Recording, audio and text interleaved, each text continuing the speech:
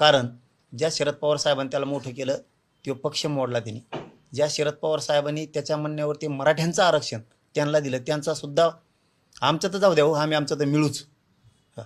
पण ज्या माणसानं दिलं शरद पवार साहेबांनी त्यांना, त्यांचा तरी उपकार त्यांनी ठेवायला पाहिजे होता, त्यांचा नाही ठेवला. ज्या शिवसेना प्रमुख बाळासाहेब ठाकरे साहेबांनी मोठं केलं त्या माणसाला, बाळासाहेब ठाकरे साहेबांना, त्या शिवसेना प्रमुखाला जेलमध्ये पाठवणारा एकमेव नासका आणि नालायक माणूस असेल तर छगन भुजबळ. ज्याने मोठं केलं त्याला सुद्धा खड्ड्यात घातलं. आज अजित पवारांनी त्यांना मोठं केलं.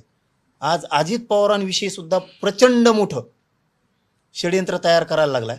नसता परळीचं घराणं शक्यतो त्यांच्या विरोधात बोलत नव्हतं.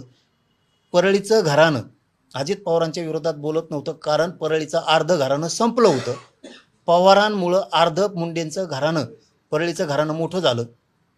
ते सुद्धा या छगन भुजबळच्या षडयंत्रात सहभागी झालेत संपवण्याच्या त्यांना.